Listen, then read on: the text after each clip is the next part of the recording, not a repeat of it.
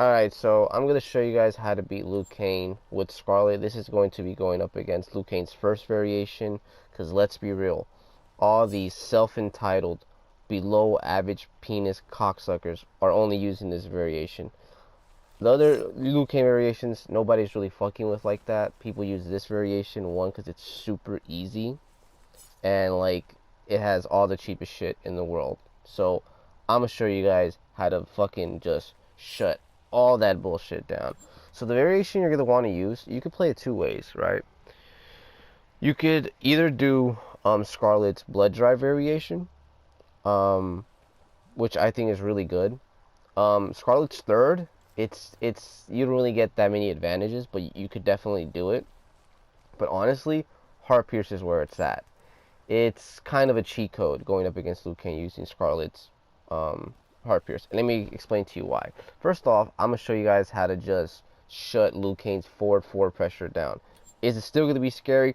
Just a little bit, but bear with me. So if Liu Kang tries going into this shit, I can go into my parry and you tax him.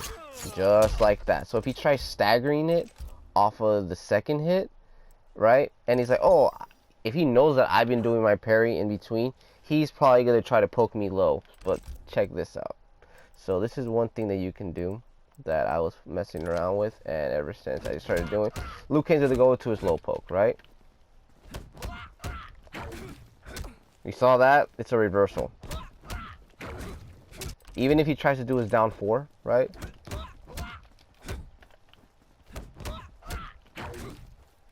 You just nothing. So him trying to go into his plus frames doesn't exist. The only thing you really have to worry about is him going to his low fireball, which is cool because that shit's super unsafe and you get a really, really nice punish. So that's one thing. So his forward pressure, is it scary? Yes, but you know, he can't really stagger it as much because you can either go to your parry or you could teleport out, or you could just play it right and just block for the low fireball. It just doesn't really become that scary as it would be with other characters. So there's that. Now, zoning. Here's the thing. A lot of fucking scumbag Liu Kang players are going to try to zone you out. Why? Because all of his... Liu Kang just has literally one projectile. And it's faster than all the shit you have. So I'm going to show you guys how to beat all his shit out. So say he does that shit, right? So he does that. Actually, hold on. You tax him. So if you start timing it just right, this is something you're gonna have to go practice on yourself. You time it just right. If he tries to throw another fireball after you duck his second fireball, you can get a free 7% back. Just like that. For him trying to do that shit. Even if he tries to do a flying kick after, right? You tax him. If I would have enhanced it, I would get 7% back. So every time he tries doing that, literally just duck the second one and then throw this projectile, and he's pretty much fucked. He's pretty much fucked. You're gonna tax him for 7% for trying to be greedy, because that's what Liu Kang players love doing. They love doing this, and then they'll go for a flying kick and, you know, tell you that's neutral. So you could shut all of that shit down just like that. And at full screen, here's the thing. Liu Kang does not want to be full screen with you. Worst case scenario, you're going to trade a fireball, but if you start clipping him with tongue and just, you know, doing it just right, you're going to get so much hit advantage. So here's the thing. So the way you're going to want to play it is, you're going to want to knock Liu Kang down a ton. You're going to want to be doing sweeps. You're going to want to be doing grabs. You're going to want to be going to your plus strength and push him over here. Because once you're full screen with Liu Kang and you have the advantage, there's really nothing he could do. And let me explain to you why there's nothing he could really do. After you knock Liu Kang down, whether it is with this, or like using tongue, or, you know, doing stuff like this, or whatever the case may be, even grabs even, there's nothing he could really do. Let me explain.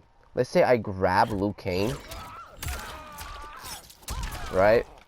I could just start throwing a blood ball, and like if he tries to like do a flying kick, he's gonna go right into it. Here's the thing that happens a lot. Liu Kang players, they like to roll and then do a flying kick. So one thing that you could actually do to shut that shit down. So we're gonna make Liu Kang forward roll, because they love forward rolling, because they just can't, you know, just wait, right? I fucked up. Boom. Or you can even do it this way. Give me my 7% back. If he tries forward rolling and then going to a little flying kick, you tax him. Or you can throw a blood ball, or if he's like trying to do it on wake up, you can throw a tongue. So he literally has to guess. Another thing, if he back rolls, check this out. Punish. Not only that, but you could also tax him for 7%. So once you take away his like rolling forward into fucking Wu-Tang, Liu Kang fucking flying kicks or fireballs, he's gonna have to like start, you know, blocking. And once he starts blocking and put him all the way over there, you start getting your blood ball game going, and that's where Liu Kang dies.